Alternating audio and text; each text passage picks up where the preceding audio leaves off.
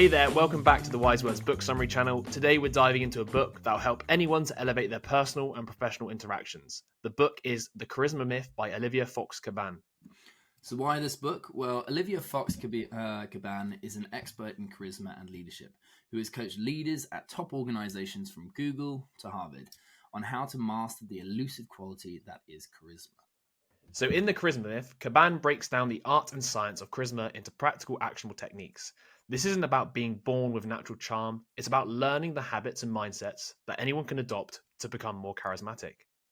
Some of these key takeaways you'll learn include how to project confidence without arrogance, the three elements of charisma, so presence, power, and warmth, and how to cultivate them. And lastly, the secrets to making others feel heard and valued in any conversation. Cabane's methods aren't just for CEOs and celebrities. They're for anyone who wants to make a stronger impression, build better relationships, or simply feel more comfortable in social situations.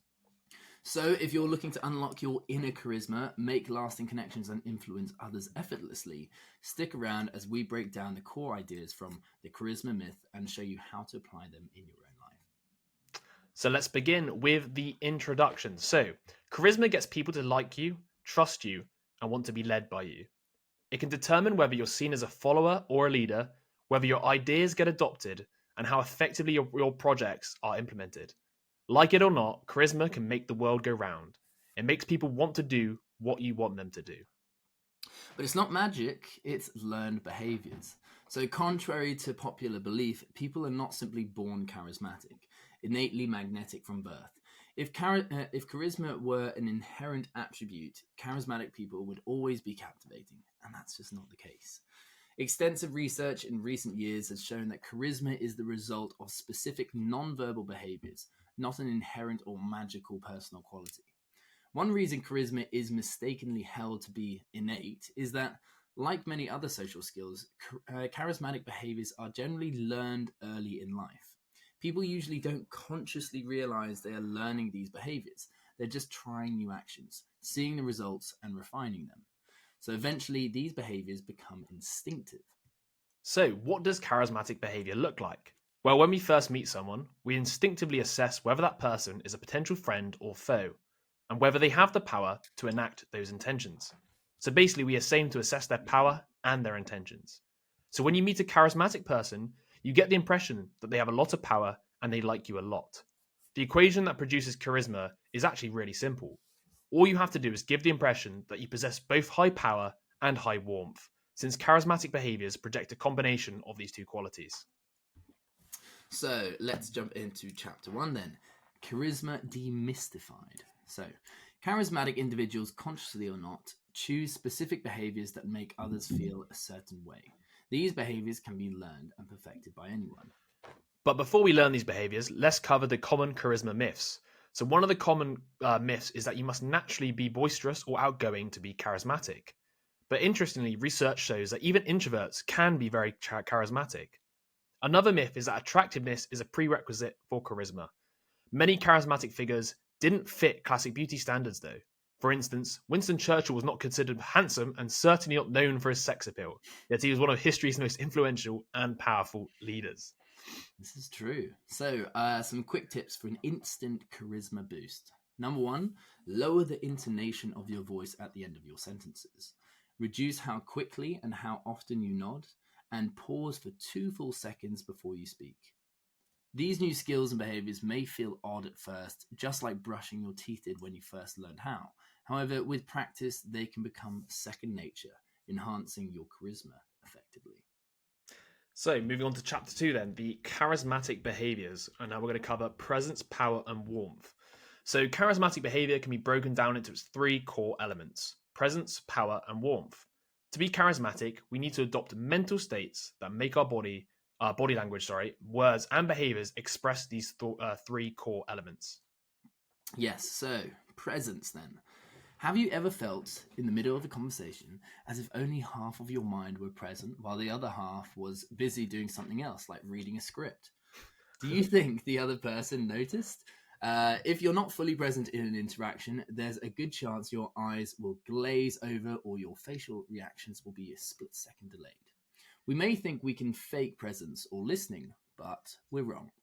When we're not fully present, people notice. Presence is a learnable skill. Like any other ability, from painting to playing the piano, you can increase it with practice and patience. Being present means having moment to moment awareness of what's happening. And just to touch on that, actually, like something I don't know why this like hit me quite hard recently, but I was reading about, I can't remember where I was reading it, about like being present. And the idea of like, okay, I want to be present. Okay, with the next time I see someone, I want to make sure that I'm present. Okay, and what I find interesting is having the thought of trying to be present takes you away from being present in the moment, because you're thinking about being present rather than being present.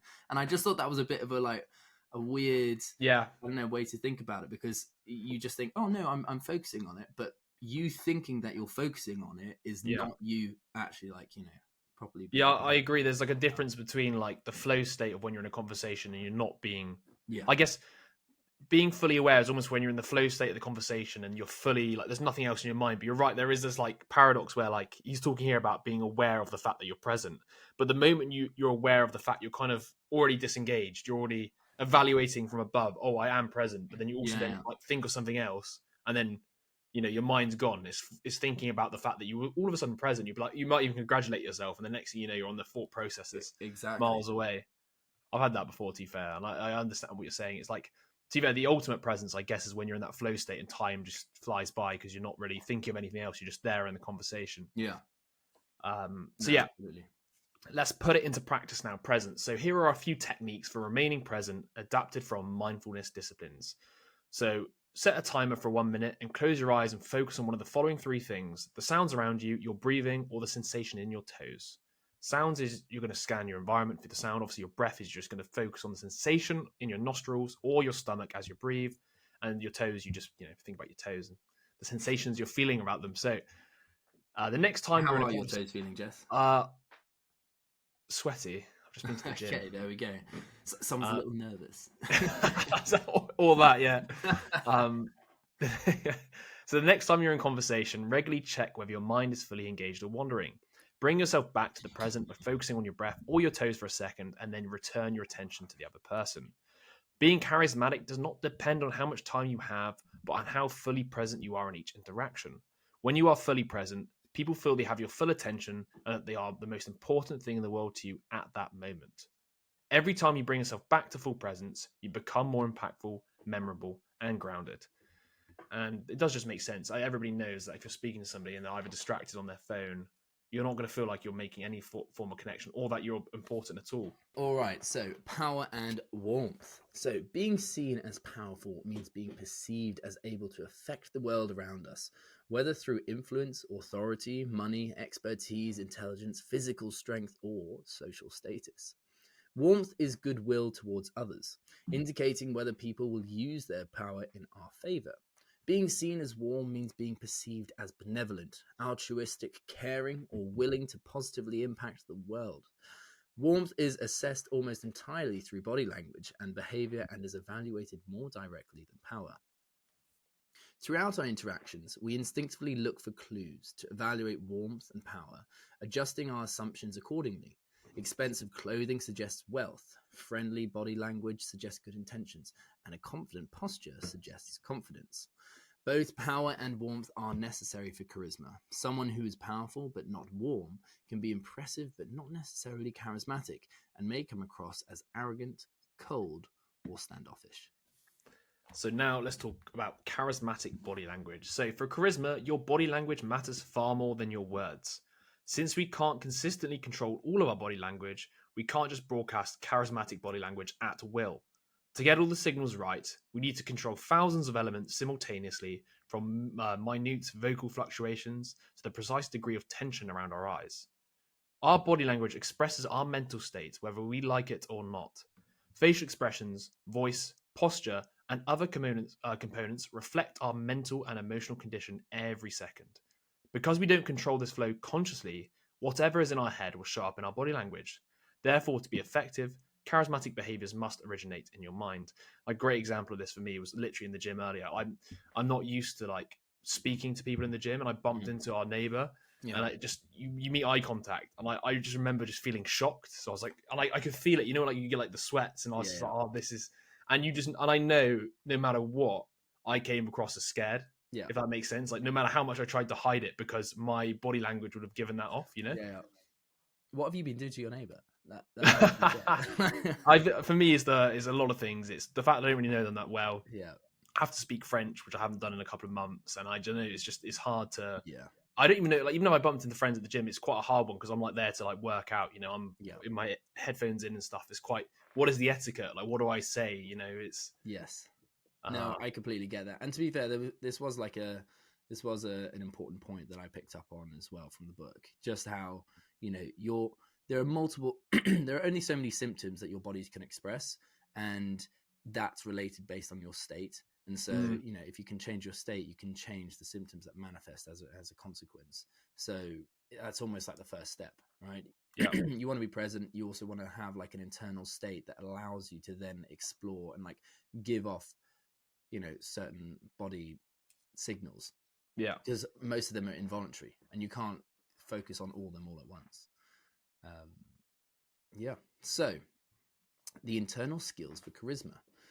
The internal skills necessary for charisma include awareness of your internal state and the tools to effectively manage it. The key insight is that your mind can't tell fact from fiction.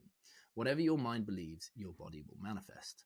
By getting into a charismatic mental state, your body will manifest charismatic body language. This mind over body effect also has a downside called the nocebo effect, where the mind creates toxic consequences in the body from fictional causes. Both the placebo effect and the nocebo effect play critical roles in unleashing our full charisma potential. By understanding and practicing presence, power, and warmth, and by managing our internal states, we can develop and enhance our charisma effectively. So on that note, we're moving on to chapter 3, which is the obstacles to presence, power, and warmth. So increasing your charisma requires first understanding which internal obstacles are inhibiting your personal charisma potential. That was for dramatic effect. Physical discomfort. Any physical discomfort that affects your visible external state, your body language, can influence how charismatic you are perceived to be. Physical discomfort not only affects your external state, but also your internal state. Forms of discomfort like hunger can impair your performance in multiple ways. So, to counteract charisma impairing physical discomfort, follow these steps. Prevent, recognize, remedy, or explain. So, number 1, prevent. So, plan ahead to avoid discomfort. Choose clothing that keeps you comfortable, not too hot or cold, and avoid anything itchy or ill-fitting. And then 2, recognize. So, be aware of your physical state. Check in with your face to see if it is tense. Number 3, remedy. If you do notice tension, take action to alleviate it. And lastly, number 4, explain. So if the discomfort cannot be alleviated, explain it to others to prevent them from taking your tension personally. And that's actually quite an important one that I thought, because, you don't want to constantly be seen as being uncomfortable, and it's for a completely different reason other than the person that you're talking to. So you might just be like, sorry, that thing over there is really distracting me. It's just really pissing me off. Or, I've just got this new top and it's has some chemical on it and it's kind of making me itch or something like that. I don't know, something random. But the fact is that the more you explain it, then they can take that into consideration and judge you on your context. Exactly, and not just make assumptions of why. Exactly. Yeah. So then we move on from physical discomfort to mental discomfort. So mental discomfort can result from anxiety, dissatisfaction, self-criticism, or self-doubt, all of which are forms of internal negativity that can hinder our charisma potential. Yeah, so anxiety caused by uncertainty. And we've kind of talked about this in multiple different books, but it's, the same obvious point. Essentially, Robert Leahy, director of the American Institute for Cognitive Therapy, notes that his patients often prefer a negative diagnosis over being left in suspense. Our inability to tolerate uncertainty can cause us to make premature decisions, reveal too much in negotiations, and most importantly, feel anxious. Anxiety being a serious drawback to charisma. Our minds are fundamentally uncomfortable with uncertainty. The moment our brain registers ambiguity, it flashes an error signal, creating tension that must be corrected before we can feel comfortable again. I like that. I remember Alex Hormozy, when he was operationalizing the word anxiety, he talks Mm, a lot about anxiety being almost having too many choices, and it kind of yeah. reminds me of that a little bit. I mean, it's less choices, but like just too many things and not being clear on any of those things. Mm, Like here, saying the idea of having a negative diagnosis being better than having multiple options of what it could be is yeah. better, is because you've obviously then decided on the one thing it is, or the one thing, or you have clarity on the situation rather than it could be this, it could be that, it could be this, Yeah, um, exactly. which is interesting. Yeah. So then putting a solution into practice. So this, I don't particularly like this one, but responsibility transfer. So sit comfortably or lie down, relax and close your eyes. Then take 2 or 3 deep breaths. Okay, I mean, you Mark. can take 2 or 3 breaths. You That, could- that's yeah. I'm gonna transfer my responsibility by just- by feeling some titties. oh, Mark, I'm gonna Jeff, have to. what is going through your mind at the moment? Bloody hell. Oh, right, Mark. Okay, put it No, into don't practice. mark that. Don't keep it in. Put it into practice. Responsibility transfer. So sit comfortably or lie down. Relax and close your eyes. Take 2 or 3 deep breaths. Imagine drawing clean air toward the top of your head as you inhale. As you exhale, let that air wash away all worries and concerns. Then pick an entity, God, fate, the universe, that you view as benevolent.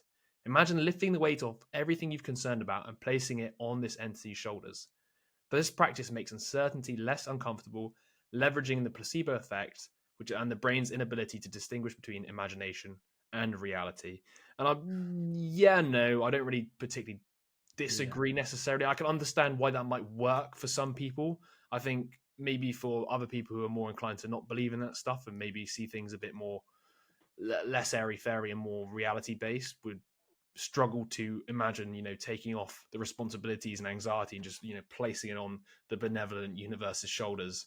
Yeah. Um, Yeah. I also just think it sounds a bit like sounds sounds great in theory, but like, is it that easy? I don't think He's like somebody's like got a heroin addiction. Like, fuck yes, I'm just gonna just take this off my yeah, shoulders, exactly. give it to God, poor But God. it's not really like actionable. Like No, you just imagine some deity or some person, like that some kind of entity like God taking yeah, on your responsibilities. Okay, I can imagine that. It doesn't change anything. yeah. I And can I know imagine it that I though. just imagined it for the sake of transferring responsibility, so nothing really changes. But I got you, but I think it's meant to alleviate the person in the moment. Like once yeah, again, I use the bad example of the heroin addiction thing because technically it's like you need to take that feeling of anxiety and like feel like coming off your shoulders and then placing it somewhere else. I yeah, mean, ideally, you don't even need to put it on sort of a benevolent like fate or whatever. You just imagine it just like lifting off you. I can understand how that might give you like a feeling for a couple of seconds of it disappearing, but I don't yeah, think obviously it's a long term solution to yeah, your anxiety. yeah, yeah. No, I agree. All right, so dissatisfaction caused by comparison. So humans naturally compare experiences to past events, others' experiences, or ideal images. This cycle impairs charisma by hindering our ability to fully be present. Notice when you're making comparisons and use the responsibility transfer technique to alleviate any internal discomfort.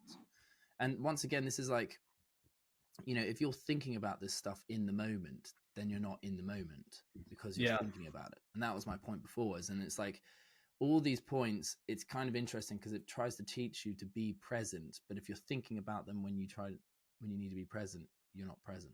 like, yeah. um, and so I guess it's like more preparation or like getting into the habit of like bit by bit getting into like being present or being in the moment. But For sure, and also catching yourself when you're making these other, like whether absolutely, it's anxiety or being like once again trying to catch it in the moment, yeah. whether it's the comparisons or whatever. I used to have this way of doing it where, like, well, because obviously, like meditation and mindfulness, the whole point is that, like, you try and catch yourself when you indulge in a thought and you like Yeah, drift off and then come back to the moment, right?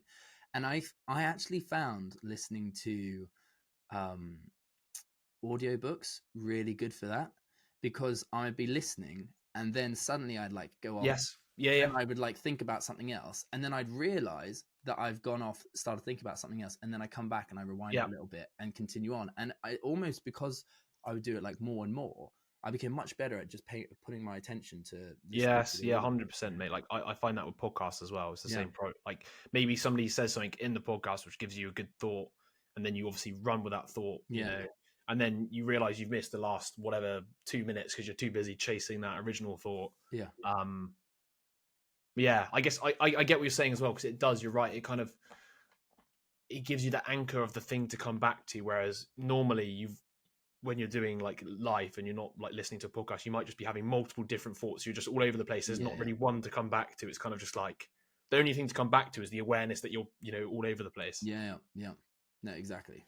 Yeah, I it's like just that. interesting. Yeah. In fact, on that note, then we're moving into self-criticism, which could be one of the thoughts that you're having that come in. So self-criticism impacts performance more than how well prepared one is physically. Negative mental states can have a real physical consequence. David Rock, the founder of the Neuro Leadership Institute, explains that the threat response impairs analytic thinking, creative insight, and problem solving. So self-criticism is a silent killer of performance in any field. I think on this point it's quite interesting because self-criticism in my head links to comparison, because you with self-criticism you almost compare yourself to who you could be, and that's where the criticism comes from, or you Yeah. compare yourself to an ideal that doesn't exist, and that's why you criticize yourself, because you're like, I'm not as good as the thing that I could be. Yeah. And I guess there is self-criticism because we're always kind of chasing an ideal. Oh, And 100%, always comparing our current position yeah. to our ideal. So yeah. All right, so self-doubt. Self-doubt is the lack of confidence in one's ability to achieve something. The imposter syndrome, where competent individuals feel they don't really know what they're doing and fear being exposed as frauds, is an extreme form of self-doubt. Interestingly, this syndrome is most prevalent among high performers. While some self-doubt can spur action and hard work, managing it is crucial to unleashing your charisma potential. And it's so funny because this is like the imposter syndrome is so prevalent in actors Is because it? yeah, Surprisingly. so much. Because the thing is that you're never, you know, if I'm an engineer, I've got a job. That's my job. I'm an engineer. If I'm an actor, I'm only an actor when I'm acting. So Got you. most people don't feel like they're actors because most of the time you're not really acting. You're only an actor when you get a job.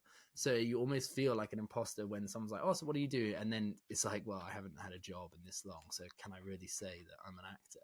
Or Okay, yeah, I can understand that as well. and I I guess can there's see such that. a difference between, or that's a bit more obvious to people in the acting industry, like the discrepancy in someone who's like a really good actor and where you are.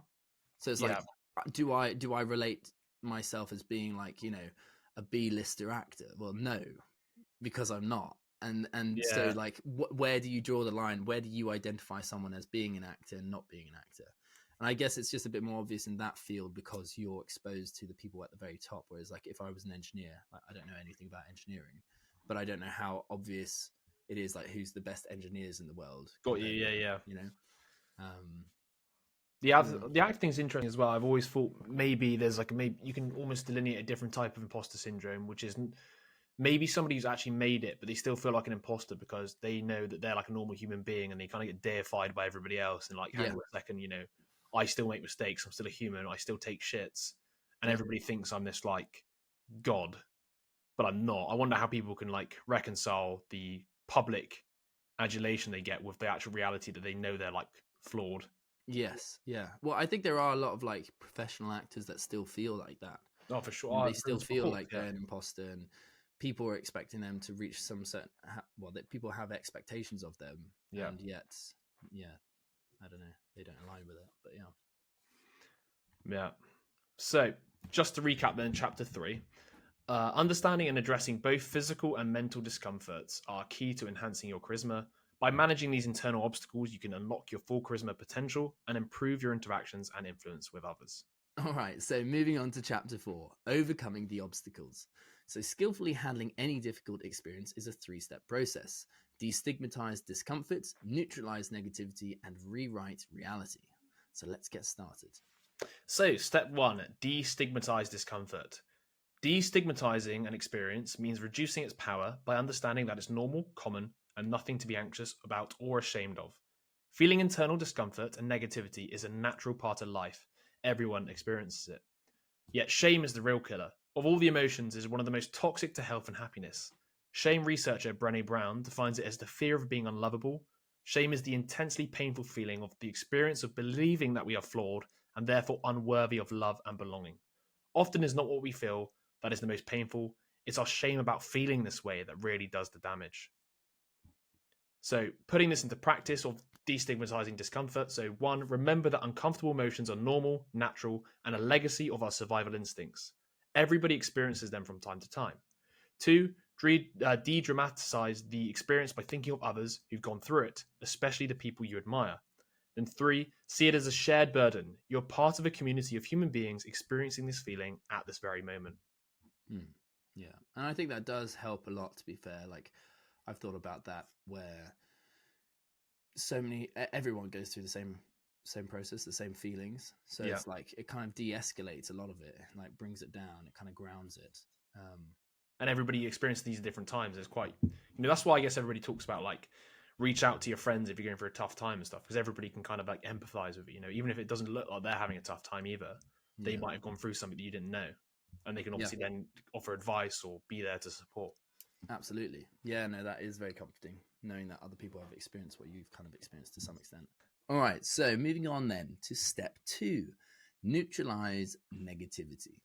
So the best way to neutralize negativity is to realize that your thoughts aren't necessarily accurate.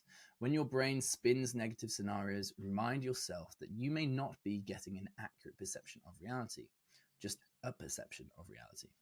Your brain might be following its negativity bias, emphasizing certain elements and omitting others. So putting it into practice, let's neutralize that negativity. So number 1, don't assume your thoughts are accurate. Just because your mind comes up with something that doesn't mean it has any validity. Assume you're missing many positive elements. Then number 2, assign a label to your negative experience, like self-criticism, anger, or anxiety. Naming what you are thinking and feeling can help neutralize it. Then number 3, depersonalize the experience. So instead of saying, I'm feeling ashamed, try, there is shame being felt. Number 4, imagine seeing yourself from afar. Zoom out to see planet Earth and space, then zoom in to see your continent, country, city, and finally the room you're in. See your small self with electrical impulses whizzing across your brain. And then number 5, imagine your mental chatter as coming from a radio. See if you can turn down the volume or just put the radio aside and let it chatter away. And lastly, number 6, rather than trying to suppress a self-critical thought, aim to neutralize it. And I think we've talked about kind of all of these maybe separately in different books, like the one like depersonalizing it. So, stepping away from using I, or, I'm like you this. even do that when you're giving criticism to other people, right? So just doing the same for yourself. Exactly. Or like stepping away, being a bit more meta about it, being a bit more aware of your thoughts and just recognizing that they are just thoughts and they're not you, they don't define you. So yeah, I think. And the radio analogy has definitely been used before somewhere, and I don't know if it's the same purpose, but I do quite like that. Yeah, I think it helps. Is almost a bit like the visualization of the lifting the anxiety off you and putting it somewhere else. It's kind of the same thing, just like visualizing the volume of your mental chatter and thinking of turning it down. Could be quite useful. Yeah, no, I agree. So now moving on to step 3, which is rewrite reality, or it's basically reframing. So deciding to change your belief about what happened, cognitive appraisal, effectively decreases the brain's stress levels. In most situations, we don't know for certain what motivates a person's actions, so you might as well choose the explanation that is the most helpful to us. So create a version of events that gets you into the specific mental state needed for charisma. The key questions are, which mental state would be the most useful in the situation, and which version of reality would help you get there? So to put this into practice, an example could be if traffic is making you late for an important meeting and your anxiety is rising, ask yourself, what if this delay is a good thing? Repeat the question a few times and watch how creative your mind can get with its answers. I mean, that's the power of rationalizing anything, isn't it, really? Yeah. So by following these steps, destigmatizing discomfort, neutralizing negativity, and rewriting reality, you can handle difficult experiences more skillfully and enhance your personal charisma. I guess there's like a slippery slope here, though, where you can rewrite reality just because you want an excuse or you don't want to have to face the negativity or something that causes pain or harm or suffering. But at the end of the day, that's life. You have to kind of build up a tolerance to it to some extent. So I get it in certain scenarios, but I wouldn't use this as a crutch to constantly never deal with them. Of course, yeah, no, like 100%. If you're always late to things and you're using that as an excuse to like, oh, actually, no, it's a good thing because this, and this, you're going to be disliked pretty quickly. Yeah, So. no, absolutely. All right, so moving on to chapter 5, creating charismatic mental states. So for decades, professional athletes have considered visualization an essential tool, often spending hours visualizing their victory, telling their minds what they want their bodies to achieve. Whenever we use our brains, we fire certain neuronal connections, and more these connections get used, the stronger they become. Visualization essentially wears grooves into our brains. Consistent mental processes strengthen these connections. So due to its powerful mental and physiological effects, visualization is one of the most effective charisma boosting tools available, or just boosting tools in general, because it's been used in almost every single self-help book. But Yeah, I mean, we discussed basically earlier on about the lifting of the anxiety. That's in my head another visualization technique. I can understand how it can kind of work in the moment, so I'm not going to shit on it too much. It's just the fact that it's quite generic, and every single other book brings it up. So we passed over the details on that, but it's essentially close your eyes and visualize something that makes you in a better state. yeah. So now moving on to the gratitude, goodwill, and compassion. So developing warmth is challenging for many people due to various reasons, such as upbringing, environment, or personality. So the step one to increasing your gratitude and appreciation. So gratitude counters negative feelings like resentment, neediness, and desperation. It stems from recognizing the things that you already have, from material items or experiences to your cherished relationships. So to do this, you focus on the present, sweep through your body from head to toe and find 3 abilities you appreciate. For instance, be grateful for feet and toes that allow you to walk. There are people without these. Then scan your environment, look around, and find 3 pleasant sights, even the smallest ones. Then move on to a third-person lens. So describe your life as if you were an outside observer, focusing on the positive aspects. Write about your job, the work you do, and the people you work with. Describe your personal relationships and the good things friends and family members would say about you. Take the time to write down this narrative. Just thinking about it won't be as effective. Then the last part is imagine your own funeral. So visualize again your funeral to produce a sense of emotional aliveness and gratitude, realizing you still have your life. I mean, these ideas also have been covered in many other books, but I do think this actually one has value. The idea of, like doing valid comparisons towards what you actually have and not taking it for granted. It's very stoic, isn't it? Yeah. I mean, especially that last one, imagining your funeral. I think that literally is a stoic point. All right, so moving on to step 2 then, goodwill and compassion. So goodwill projects warmth and creates a feeling of warmth in others.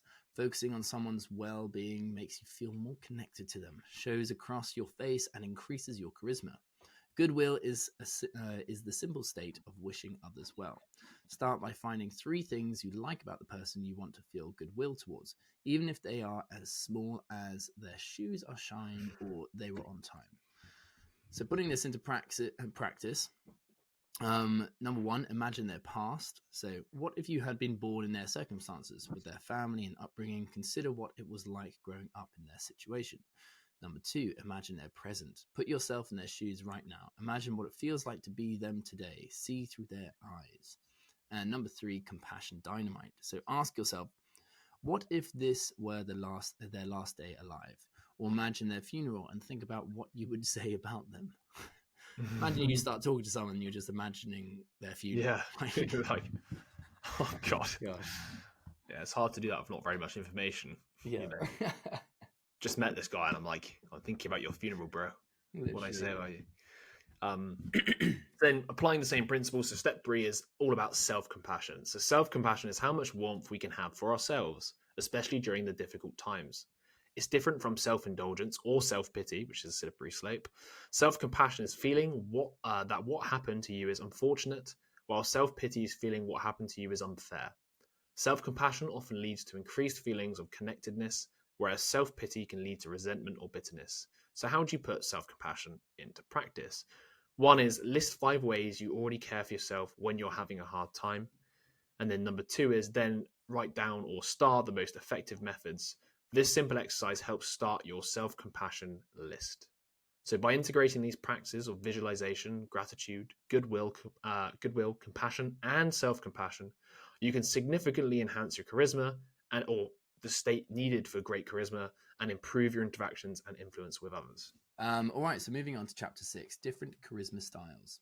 There are 4 distinct kind of charismas: focus, visionary, kindness, and authority, each with unique characteristics and applications. So number 1, focus charisma. So this involves being fully present and attentive, making others feel listened to and understood. It's effective in most business situations, especially for getting people to open up. However, it requires balancing power and warmth to avoid seeming too intense or subservient. And moving on to number 2, visionary charisma. This inspires others by projecting complete conviction and confidence in a cause. It's powerful for leading change and motivating belief, but can lead to poor decisions if overused. Number 3, kindness charisma. This is characterized by warmth and acceptance, exemplified by figures like that of the Dalai Lama. It creates emotional bonds and makes people feel safe, but must also convey a sense of power to avoid appearing overly eager to please. And lastly, number 4, authority charisma. This relies on projecting power, status, and confidence, often making people listen and obey. However, it can stifle critical thinking and appear arrogant. So to choose the right charisma style, consider your character, the goals of the interaction, and the emotional and social context. Effective charismatic people adapt and mix different styles as needed. Interesting then, because does that suggest that charisma is very like agentic, as in it's mechanistic, there's a goal to it, there's a reason for being charismatic, other than basically just like social reputation or whatnot? And influence, I guess. Yeah, and influence. Because, Yeah, for instance, like psychopaths are very charismatic. yeah, and they can Because be all of these. yeah, it's manipulative to some extent. Now, everything is manipulative to some extent, but Agreed. yeah, it's just interesting because I it's get like it. These are very shone. broad generalizations though as well, because there's Yeah, also like I was going to say, where's like comedic charisma? Like I find comedians very yeah, charismatic, but there's yeah. That's a good nothing point. here that would put them in a bucket. But I can understand it. Like the idea of focus charisma is obviously somebody who's Yeah, just cool. super involved in the conversation, showing that they care about you. Visionary, obviously, that's how cult leaders kind of look. Kindness, I think kindness is probably the weakest one in my head, because Yeah, kindness kind of in my head feels a bit like the focus a little bit. Because to be kind, you have to focus. yeah, And the authority one I can understand as well. But they come across a bit more cold blooded, right, and arrogant, which is what they're. yeah, I think all of it, to be honest, is a mix of that. Like the ultimate charisma is somebody you can showcase all of that in different moments. yeah. But I guess And I that's her guess point, being right, isn't it? adaptable as well. So, chapter 7, charismatic first impressions. So, the golden rule of first impressions: to make a fantastic first impression, remember that people like those who are like them. Similar attire, appearance, demeanor, and speech lead to assumptions of shared social backgrounds, education, and values. Overall appearance is evaluated before demeanor and body language, making clothing essentially modern day tribal wear. Tribal wear. So a Danish manager noted, I found that the more formal my clothing is, the more respect my opinions get. To blend in or stand out depends on your goals. If you want to make others feel comfortable, adapt to their tribal wear. If you want to impress, choose the upper end of the attire spectrum within that environment. This is why the phrase "dress to impress" exists. Oh, that's funny. Choose the upper end of the satire spectrum. I love it. God. I'm getting destroyed by the sunlight. Yeah, but I mean, like, this is fucking obvious to some extent. Like, most of the time I don't dress like in formal clothes, right? Because most of the people I'm surrounded by, like, I dress in comfy stuff the majority of the time, and then maybe when I'm going out, fine, I'll dress up a little bit. But it's just like basic self-preservation, It's like Yeah. you wouldn't rock up to a fancy dinner in like trackies, because then you're not making any effort and people are aware of that. Yeah, I find it really interesting, this sort of like tribal wear when it comes to sort of propaganda, and obviously how if you dress up in like a scientific, overcoat, of which most science isn't even done like that, but if you dress up like that, people are going to take your opinion Yeah. in a higher regard. A bit like what priests used to dress up as. I wonder whether the whole priest attire actually came about just more for like a symbol of authority rather than actual like religious significance. It was more of a, Yeah. we delineate the fact that we're priests and you're not. And it's not even because it's anything to do with religion. It's just the fact that we can showcase that we're like the top dogs and you have to listen to us. Do you know what I mean? Like there's no like Yeah. religious imperative for the way their gowns were made. Well, there was probably like some form of way of differentiating them, so like people could recognize, oh, this is a priest. Exactly. And then over time, it becomes, there are associations to it. Yeah. And just as like a doctor or a scientist, it's like, we've all seen the kind of Stanley Milgram studies where like what someone will do just in the presence of someone wearing an overcoat. Yeah. Purely based on the associations, which just goes, it kind of hammers home this point of like, you dress to adapt to your, to your environment, or to give the associations that bolster your whatever you want to do, whatever your goal is. I find it so funny as well when the proper inner cynic comes out of me when I watch news reportings, especially around scientific research, and you see that they're in like a lab, and then if you pay attention, you look at the people in the background, they literally have like a thing with water and they just start injecting it into like ceramic things. You're like, you're not doing any, you're literally there acting. I'm like, you're literally acting. Like how we got to the point where people on the news are acting to showcase science just to give it like this air of authority. And I look at it and I think, well, I'm like, what the hell? Yeah. And I still find it funny as well. Like I've always noticed, and we should do this, but have books in our background. Whenever you get somebody who gets invited onto the news for an opinion, they have their fucking bookcase because they're like, I am so well read. I bet they haven't read half the books. It's like me. Like you buy all these books and you have loads of them because you don't know what to read next, but you just have it there and then it's like, look at me. We never really have like a proper like setup because we're like constantly moving in between wherever. Yeah. But yeah, it is funny. Like obviously, you use things in your environment to convey certain associations. Yeah, I mean, I used to have that fake background with all the books. I think we should definitely look into getting books in the background because technically, like, it shows that we actually read. Because at the moment we're just in our bedroom, but that makes a big difference. So yeah, that's all about the sort of lasting impressions, and we covered it as well in speaking, like Churchill having what's the word, like a tote, like iconic accessory, like he had a cigar, didn't he, and stuff like that. Stuff that can make people remember you as well. Because I remember reading it. I don't know if it's this book, where they talked about first impressions and dressing, having like something that stands out that allows people to come up to talk to you in the first place. Yeah, okay, that's the point. Yeah, which is quite cool. So yeah, sorry, back to the first impressions, then we went off on a tangent. We've got breaking the ice. So start interactions with a compliment about something the person is wearing, there you go, which communicates warmth and sets a positive tone.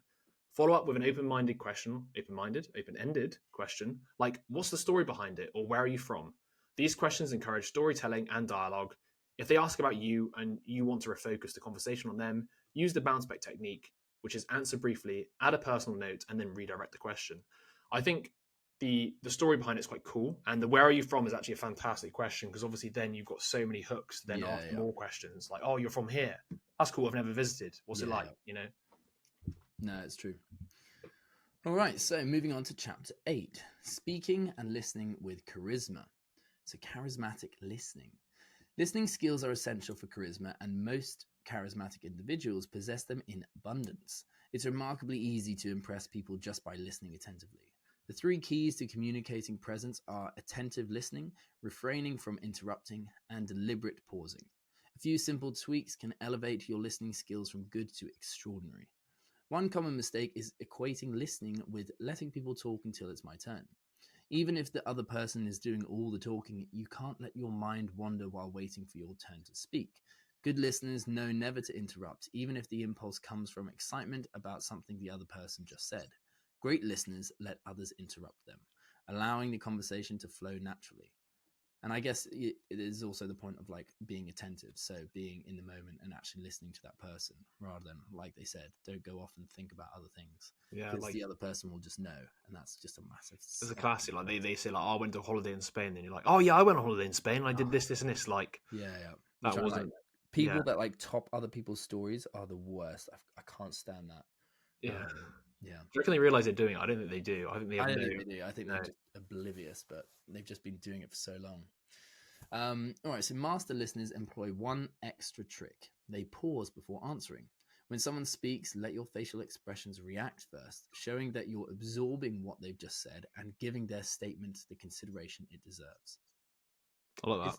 It's interesting though, because it's like, you're told about all these things, all these rules to apply, but they really are just so contextual. Like, Yeah, of course. it's, for instance, like when we've had discussions and then we're talking about something both of us are like ridiculously excited about, and we're like, oh, but this, and then and it's like, although it's not the most like probably conducive like chat, it conveys the other person's like excitement about that topic, and you're both like you kind of, can't like, control passionate yourself about from butting in. You're like, oh my god, I have to tell you, like I have to add something here. it. Yeah. It's funny. So like, there's multiple ways to have a bloody conversation. These are some good points, and probably something to use when you first start meeting someone. I think it's always something to bear in mind, but these are always guidelines rather than like scientifically backed. This is the absolute formula to get guaranteed like charisma boost. It's kind of like, obviously, once again, it's always contextualized, and I guess it's the classic thing where it's like, it's generally true on average. This will probably work better than not. Yeah, but there will be times when you don't, need to. Yeah. So moving on then to charismatic speaking. So for most charisma, but especially kindness charisma, it's critical to make others feel good about themselves. Benjamin Disraeli's genius was his ability to make whoever he was speaking with feel intelligent and fascinating. Creating positive associations is crucial in both business and social situations, as it impacts how people feel about themselves when they're around you. And I quite like that. I've always thought this idea of giving authentic compliments is really one useful. It's really key. Is like, I don't think it's actually manipulative. As long as you mean the thing you're saying, I think it's so nice. Like when you meet somebody for the first time and they just like, they've had a conversation with you and they picked up certain maybe behavioral things you do that you haven't even picked up, and they're like, do you know what? I think what you did there, that's really cool. That's really impressive. And it kind of if you mean them it, off guard, because it I does. find that a lot of the time people aren't complimented on their authentic idiosyncrasies or characteristics. Yes. And when they are, they're almost like, oh wow, this person actually sees me. They actually have noticed it. They're paying attention, and it makes you stand above and beyond loads of other people who are just giving like flattery just for the sake. Exactly. No, 100%. And on that note, I remember I was watching a podcast recently with George Mack and Chris Williamson, and he was talking, which I really liked. He made a point that like, when it comes to somebody's funeral, most of the time, the people who speak or have memories of the person, it's never the boring behaviors or similar behaviors or similar mannerisms that they have that they talk about. They always talk about the unique eccentricities of everybody. And he's like, we're so like conditioned to kind of like hide our eccentricities to like fit in. And I made a note to be like, I need to figure out what I think my eccentricities are and then double down on them and make them more pronounced, because then people remember you for these things. And I thought that's a really good point. Like, if you are like that, why don't you just be more like that and stop hiding it? And therefore, like you just said there, I think the idea of pointing out the eccentricity and being like, that's really cool, I really like that, allows them, like you just said then, to be like, yeah, you're right, he's seeing me for who I am, and he likes the fact that, like, if they're nerding out about something, you'd be like, oh, that, like, you have like obviously a passion for this, so that's really cool. Like, But it's true. It's like, when you come across someone who, I've always had this thought, like someone who I genuinely think is cool, okay, is someone who's just themselves and unapologetically.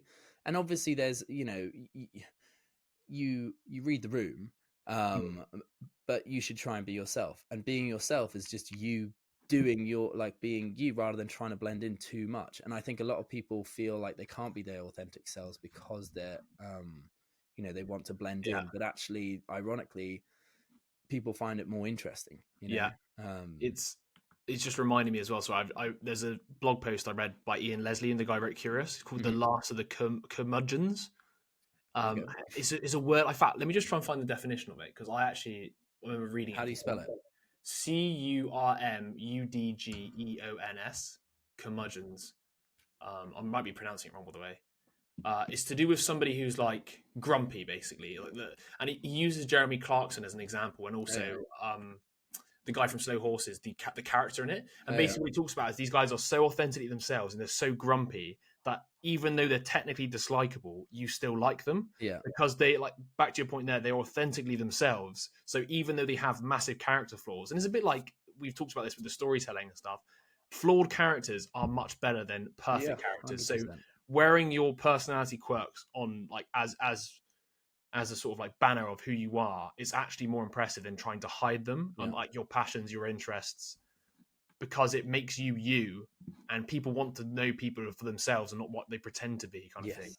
And that's why whenever you meet people who just like over the top, like I do this, this, and this, and aren't really self-depreciating at all, and you know they're successful, but they hide all the other things that maybe they failed at or whatever. You almost like instantaneously have this ick because it's like there's got to be something wrong with you, and you're not willing to say it. So you're obviously not comfortable with the authentic version of yourself. Yeah, and I think it takes courage to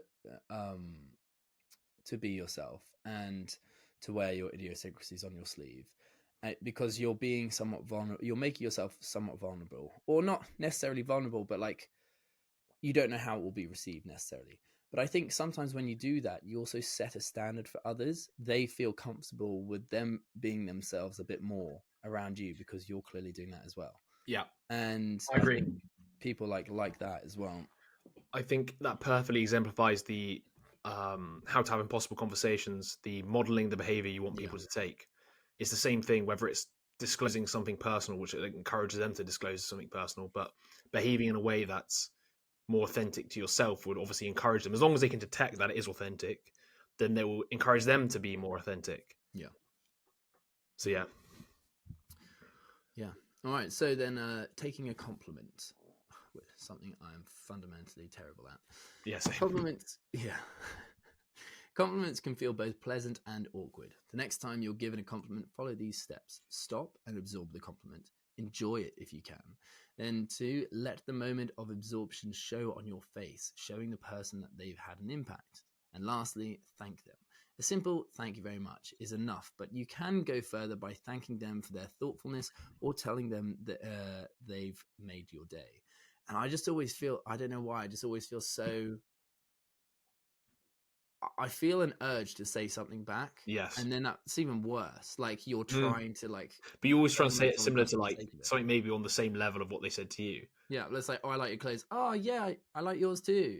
Yeah, But yeah, it just yeah. sounds so false, you know? Yeah. But yeah, funny. Yeah, it's hard to come up with something on the fly. I think the strategy there, which they're proposing with the whole thank you, is kind of probably the best. Just like thank you, that's really kind. Like, Yeah, it's made my day. So yeah, back onto the subject of the charismatic speaking. So time to get graphic. So when you speak, use vivid imagery, which will help your audience understand and remember your message. Visionary charismatics make full use of the power of images. Presidents rated as charismatic, like Franklin, Roosevelt, and Abraham Lincoln, use twice as many visual metaphors in their inaugural addresses as non-charismatic presidents. So craft sensory-rich images and metaphors involving as many of the 5 senses as possible, and that we've covered so many times in all the books. And make it stick also includes that. You know, the more visual, the more senses it can tap into, the better. exactly. So then tuning your voice. So studies show that audience ratings of a lecture are more influenced by delivery style than by content. Your voice can convey different aspects depending on what you want to communicate. The degree to which your voice fluctuates affects your persuasiveness and charisma. Increase voice fluctuation by varying pitch, volume, tone, tempo, don't know, and rhythm. And we will go into more of this voice stuff with one of the next book summaries. I can't remember what it's called now. It's How You Say It, I think, is one of the next plans, which does a lot of this sort of voice work.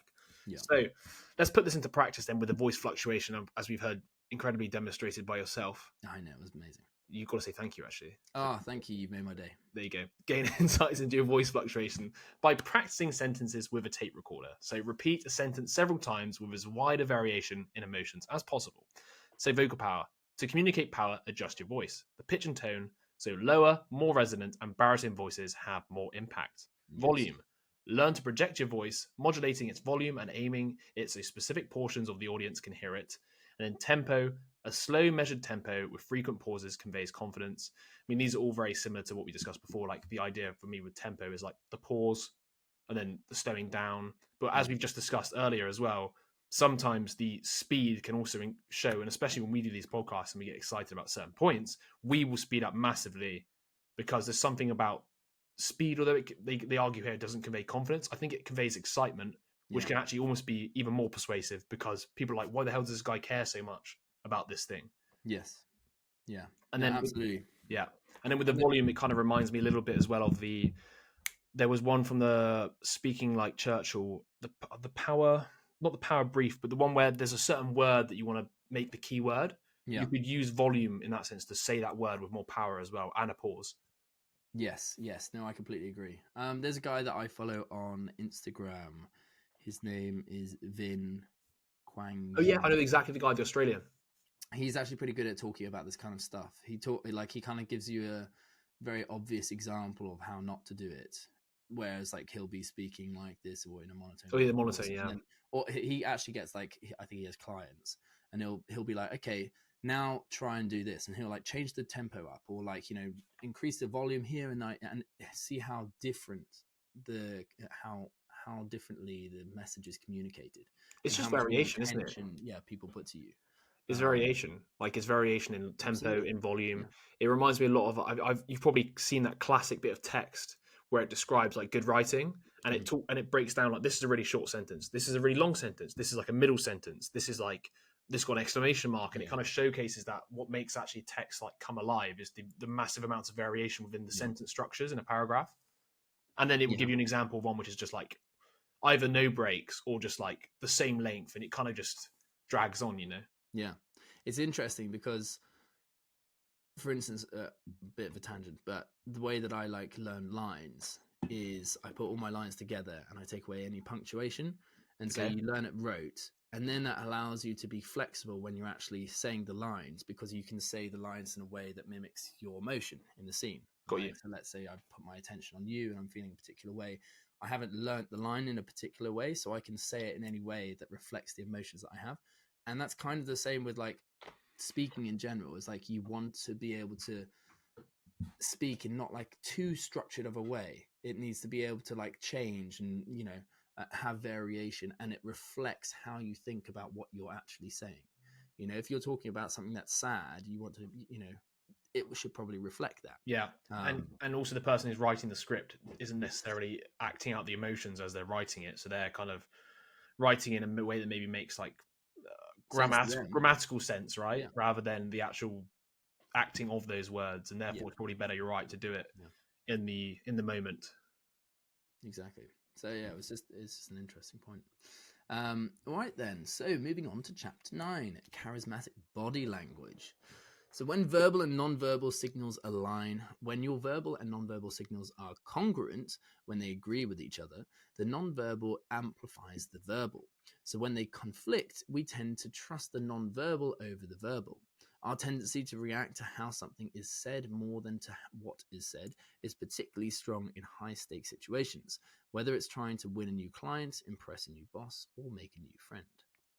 So now moving on to emotional contagion. So charismatic people are known to be more contagious, not with diseases, but they have a strong ability to transmit their emotions to others.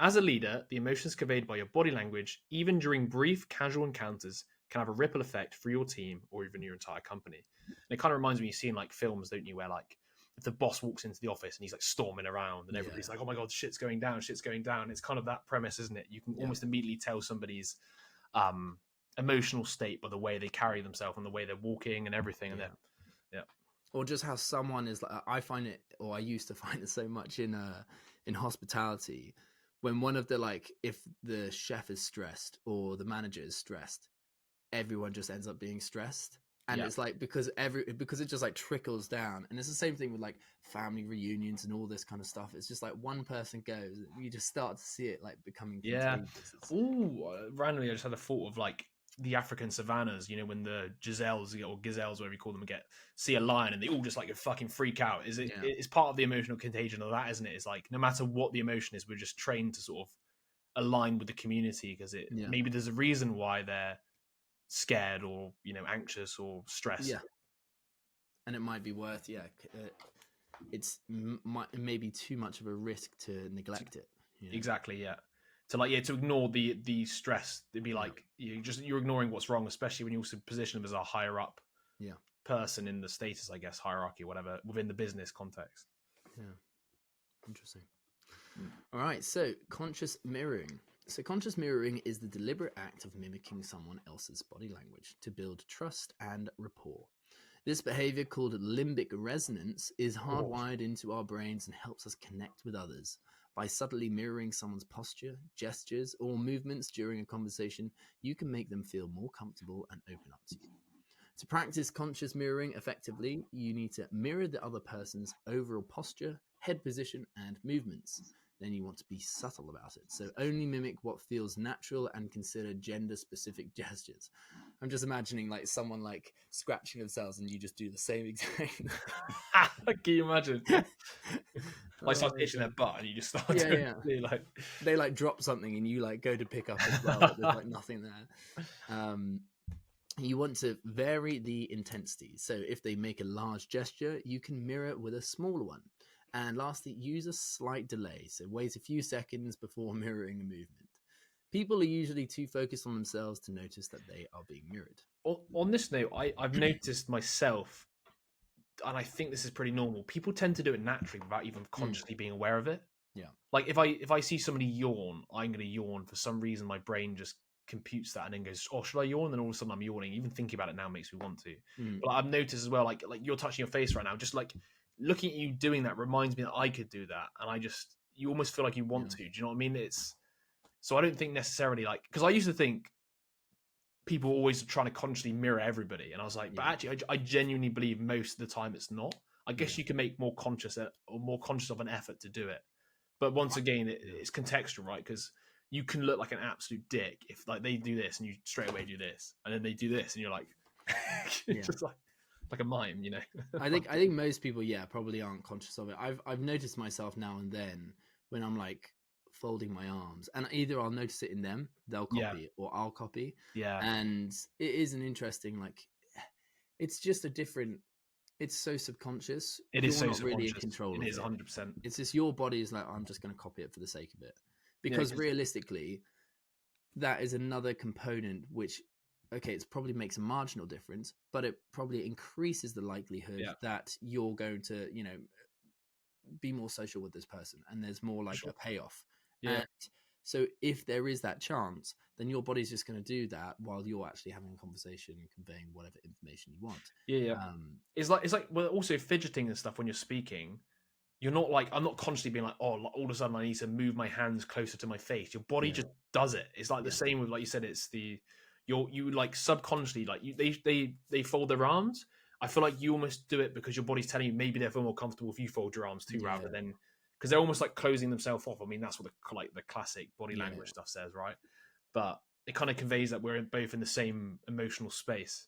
No, absolutely. It's interesting. So then I guess like it's quite important to be able to maybe start a conversation and be conscious of it, so that you kind of set the stage, especially if you have like quite an open body language, so that someone else can be open, and then it like naturally, because it's linked to your mind and everything, they start being open in themselves.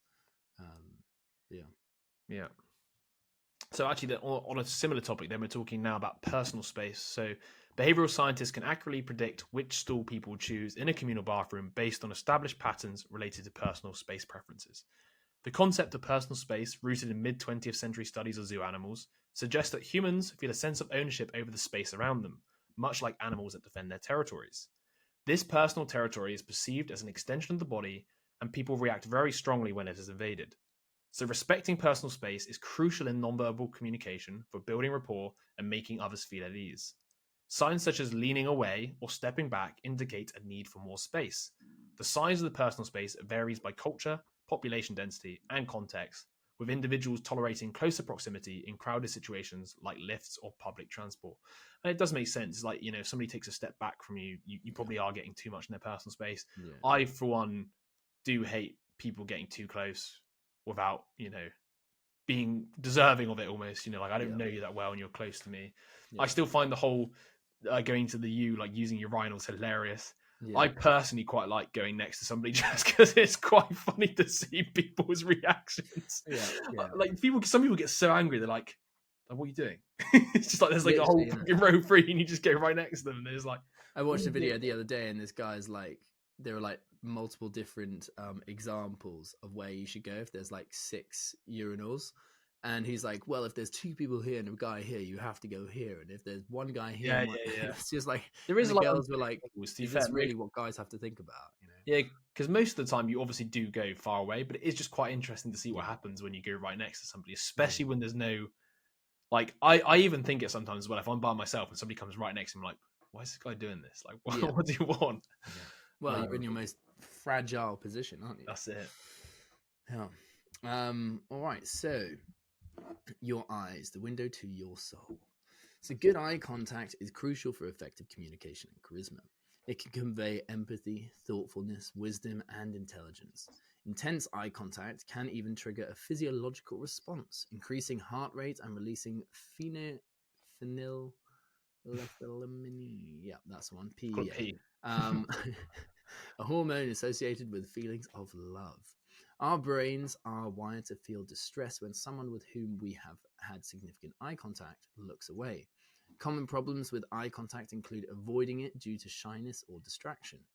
Charismatic eye contact involves using a softer focus, which relaxes the eyes, calms the face, and reduces stress.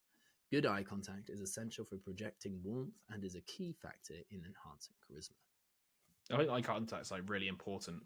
Yeah, it's huge. And I think it's probably one of the biggest tells of, like, you know, what Confidence. someone's really conveying. Yeah, for sure. So right now, moving on to the right posture for non-verbal power. Because we can't peer into people's hearts and minds, we assume attributes from the clues we can observe. When someone displays high confidence through their body language, we tend to assume they have something to be confident about. People simply accept what you project. Yes, so regal posture. Regal posture is characterized by stillness and poise, avoiding unnecessary gestures like fidgeting, excessive nodding, or verbal fillers. People who exude confidence and authority tend to be more composed and restrained, as they don't feel the need to constantly seek reassurance. To increase poise, focus on three main areas. So, avoid excessive nodding. A single nod can convey agreement, but rapid repetitive nodding appears insecure. Then number 2, limit verbal reassurance. So, occasional affirmations like are fine, but frequent use can undermine your presence. And lastly, number 3, reduce restfulness and fidgeting. Aim for calm and stillness. So to improve, start by becoming aware of these habits. Record yourself in conversations to observe how you can come across. Replace excessive gestures and reassurances with silence and pauses. Becoming comfortable with stillness in communication. Lovely. So now moving on to chapter 10, difficult situations. And we've obviously covered lots of similar books that relate to this sort of area. So dealing with difficult people. Some people are just difficult. Some have egos that need to be stroked. Some are always critical, and then others are deliberately confrontational. In many cases, these people make a point of being resistant to being won over. So divide and conquer. When trying to persuade a group, avoid attempting to win everyone over at once. People's perceptions are influenced by their individual context, internal state, and cultural filters. The exception is when you're on stage, where being in the spotlight can help overcome these differences. It's often more effective to approach people individually rather than as a group, especially if they are difficult to convince. Your different charisma styles depending on the situation, so focus charisma to make someone feel heard, authority charisma to convey confidence, or visionary charisma to offer a compelling vision in uncertain times, determine who you need to persuade and select the most appropriate charisma style for each person. Now moving into a technique, so how to make somebody rationalize in your favor. This is called the Benjamin Franklin effect and is a technique for winning over opponents by asking them for favors instead of doing favors for them. When somebody does you a favor, like lending a book, they may rationalize their actions by deciding they actually like the person that they helped. So to use this technique, ask your opponents for a help of an action or something, or a favor that costs them nothing, such as their opinion. Asking for an opinion is easier than asking for advice, as it requires less effort and feels less demanding. Show appreciation for their effort and acknowledge their choice, especially if they put their reputation on the line for you. Expressive appreciation. The most effective compliments are personal and specific, such as, the way you kept your calm when that client became obnoxious was impressive, rather than generic phrases like, great job. A classic marketing technique often used by airlines involves reminding people of their choice. So, for example, We know you have many airlines to choose from, and we thank you for choosing us. This reinforces a positive view of the choice they made because people naturally prefer to believe they made the right decision.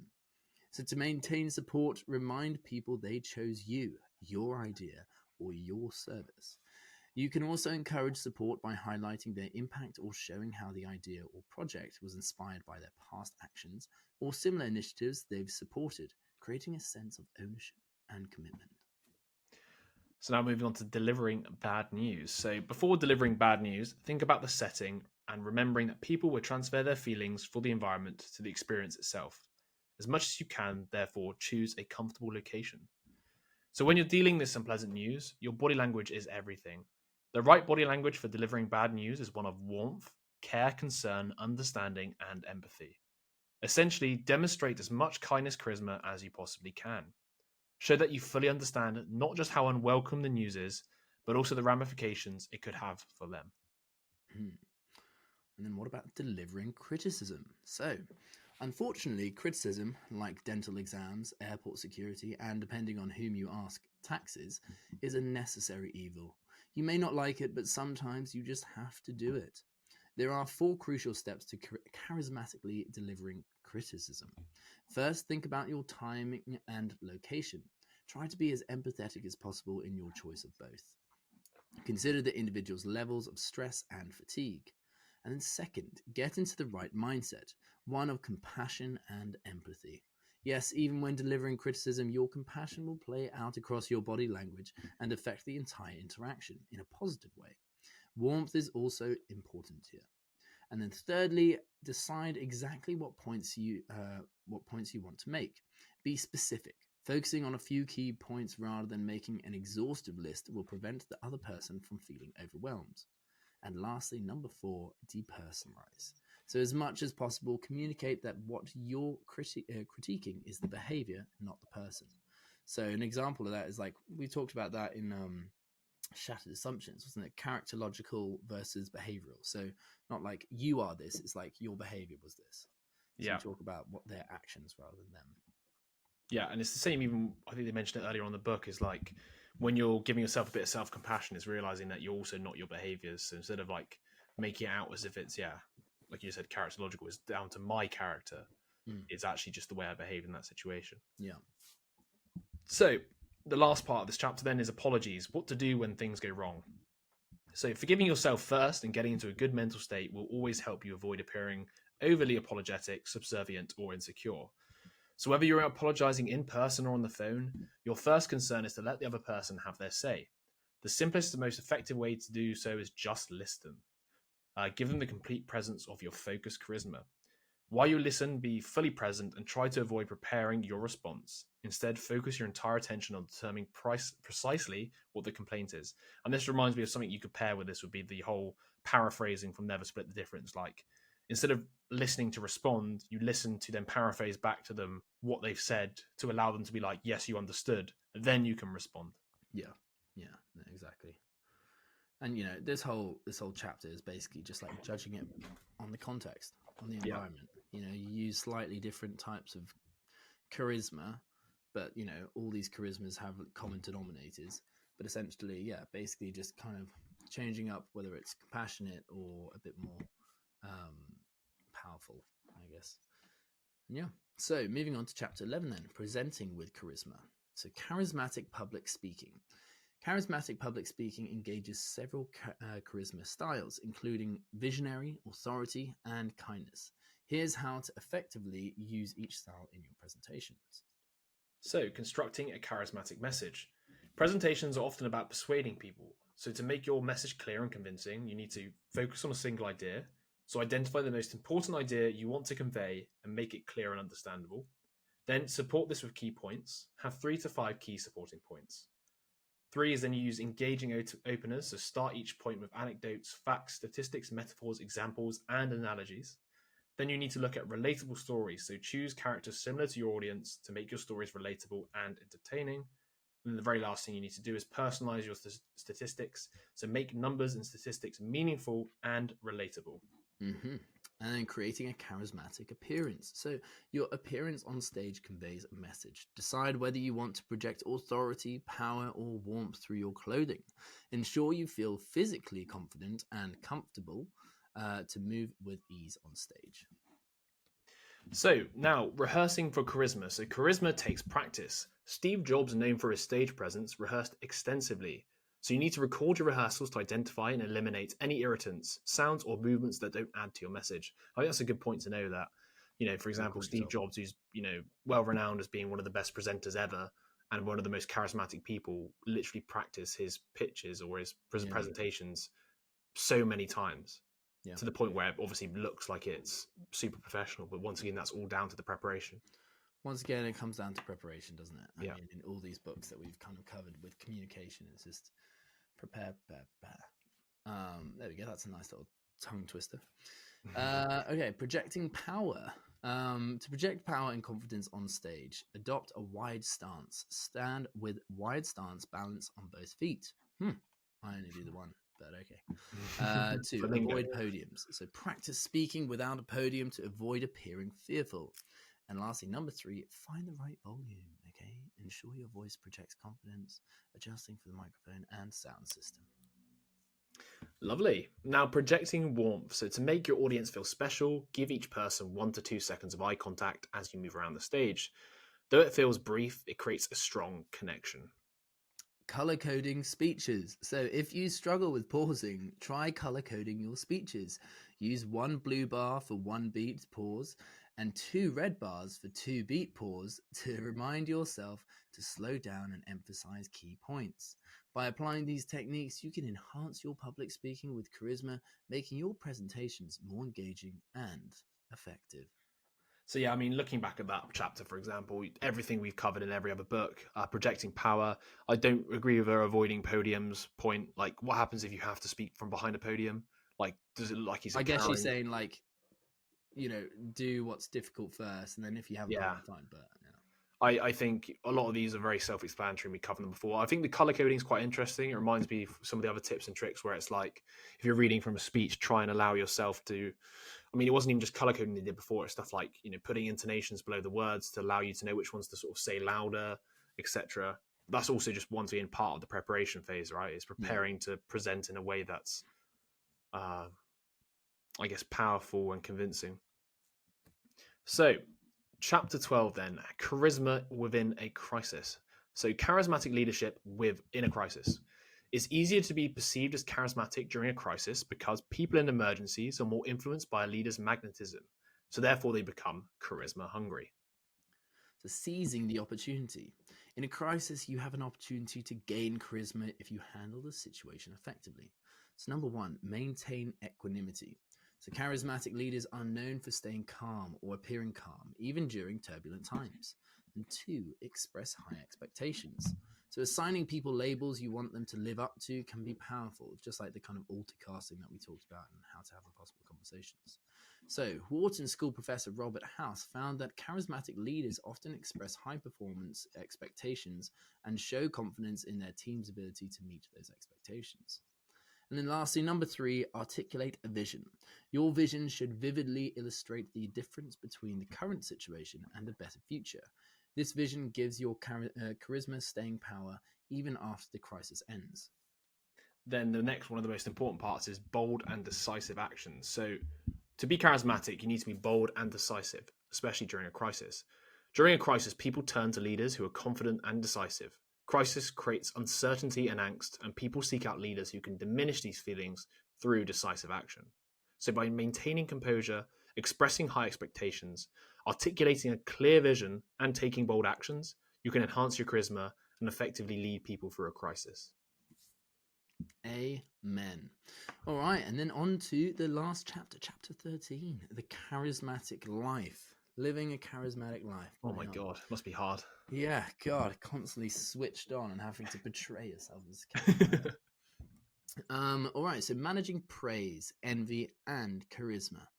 So as you gain charisma, you'll attract both praise and envy. It's essential to manage these responses to maintain positive relationships. Here are some strategies. So, compensation strategies. 1. Refuse the glory, so downplay your achievements. 2. Reflect the glory, so share the credit with others. Then 3. Transfer the glory. Attribute your success to the help and support of others, which is very similar to number 2, but anyway. Giving people a sense of ownership in your success can prevent resentment and foster pride and loyalty. Consider launching regular envy prevention campaigns.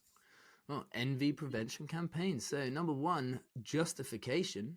So create a reason to contact someone. For example, I was talking to Sue and your name came up. Then number 2, appreciation. Thank them for their help or time, especially if it was a significant effort. And then number 3, lay it all out there, okay? Just detail how they helped you and acknowledge their efforts. Then number 4, impact. So explain the positive impact they had on you. And lastly, number 5, responsibility. This sequence, so justification, appreciation, laying out the impact, responsibility, or like I like to say, JALIR, Jalia, creates a feeling of vested interest in your success. So remember, envy prevention campaign, responsibility, you just need to think Jalia. So when you're just too charismatic, you need to send these out. Can you imagine sending out, hey, person, just to let you know, you had a great impact on my life. You just think you're like this massive big dog. Yeah, charismatic now. God, please don't be envious, okay? I know my life is better than yours, but that's not the point here.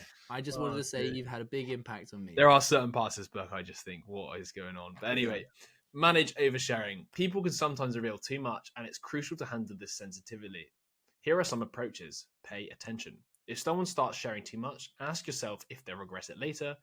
Number 2 is interject a Me Too story. This interruption achieves 3 things. Pauses their flow, allowing them to slow down. 2 lets them hear a similar story, helping them feel less exposed. 3 provides a buffer for any shame they may feel later. If it's too late and they've already overshared, show them that their revelations are just one part of a larger positive picture. Admire them for their openness to counteract any shame. Amen. And then handling the spotlight. So leaders are often held to a higher standard and must consistently demonstrate charisma, even during mundane tasks.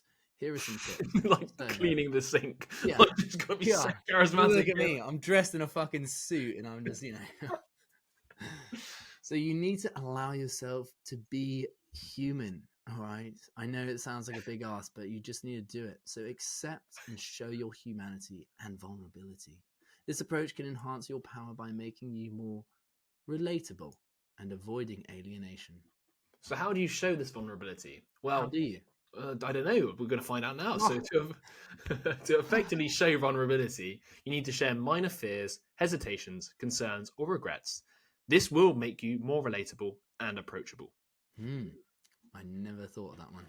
Gosh. All right, so then last point here, so ways to ease into sharing vulnerability. So use preambles like, I have to tell you, or I have to admit. Or second point here, prepare the terrain by saying, I'm feeling a bit nervous about saying this, but I've got a huge cock. But that's just me, and I'm just human. What can I say? Don't envy me. You've made a huge impact on my life. All right. By managing praise, envy, and charisma effectively, you can maintain positive relationships and enhance your leadership presence. And there we go. Is the charisma myth. As you can tell by the end of things, the book was okay. We thought it was quite generic. There are some little tidbits every now and again, but there's nothing we haven't covered before. And some of the stuff near the end is pretty much common sense, really, with the sort of sharing vulnerabilities and stuff. It came a bit preachy, right? And we don't like the preachiness. I think the issue with these kind of books is that they're talking about one construct or one concept in total, and then they have to deconstruct it, especially if it's something that you can do, right? But then to deconstruct it, you put it into little components and you talk about those components. But if something is made up of so many components, you can only talk about those components in little bits. So you kind of get this like quick blitz of like, oh, this is what taking responsibility is for, this is what like warmth is for. So you just kind of get the surface level bits of all these components, and you hope that adds up to give you an idea of what the concept or construct is, in this case charisma. But sometimes you get a lot of the kind of generic surface level points, like Yeah. visualize, which Yeah, I it's like think it plays a part, but project warmth, and it kind of gives you very generic examples, stuff that's not really that actually actionable. Yeah, I mean, once again, there was some points in there, but it was quite a bit of a bit of a drag. And as by the end of it, as you can tell, we were getting pretty sarcastic with it. Wait, what? Wait, what? Are you being serious? Oh shit. Yeah. But anyway, that's done.